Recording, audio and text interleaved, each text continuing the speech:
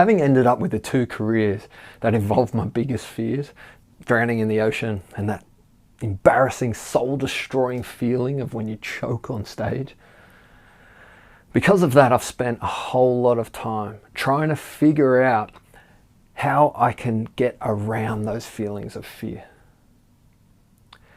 Initially, I thought if I looked hard enough, surely I'd be able to find some really smart person out there who's come up with a technique or a mental hack that I could use to avoid feeling those feelings of fear.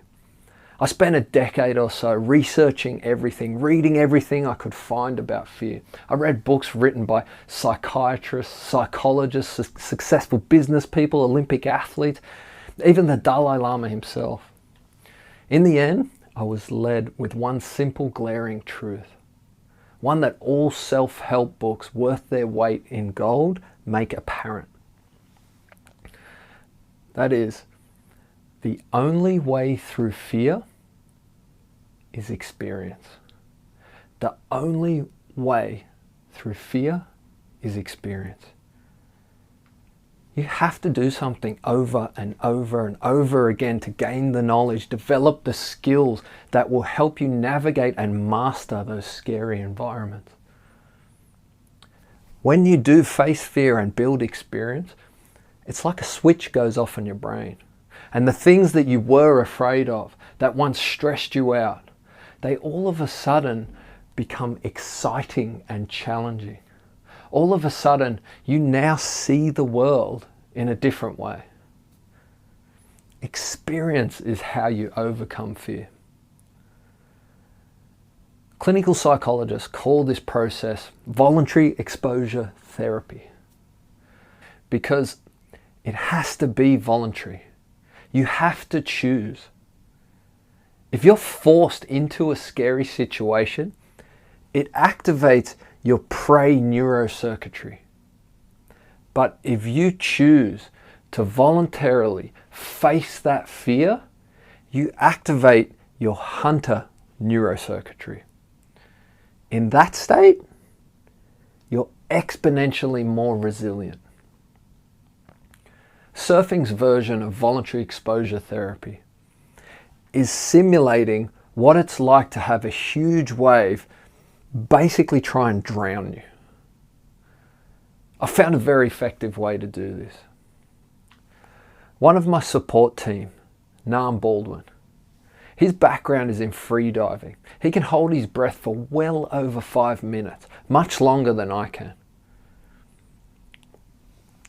This is what Nam and I do. We go to a deep pool, swim to the bottom. It's my goal to get myself to the surface so that I can breathe. It's Nam's goal to hold me underwater until I pass out.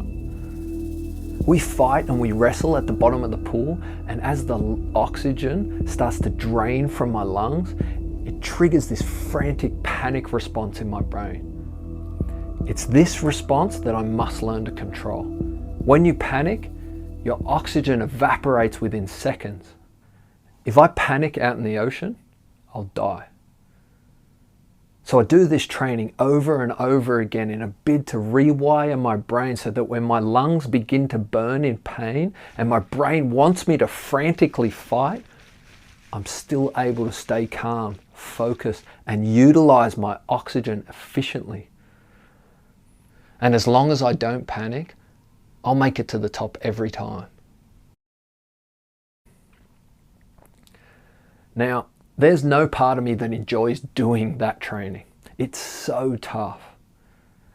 But it's the only way that I can manage my fear out in the ocean. The bigger the fear that you want to overcome, the higher that you want to raise your performance bar, then the tougher the journey is going to be to get that experience. That's why what I'm about to share with you next is the most important thing that will come out of my mouth to do with dealing with fear. Here's the principle. You have to want it more than you fear it. You have to want it more than you fear it.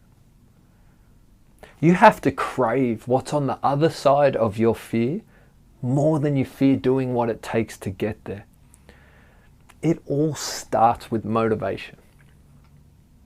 What lies at the heart of courage and resilience are actually the same principles that lie at the heart of motivation. There's three things that have helped me more than anything else in my life to develop that motivation. They are what, why, and who. They're essentially three golden questions. What does success look like? Why do I want to succeed? And who's going to help me get there?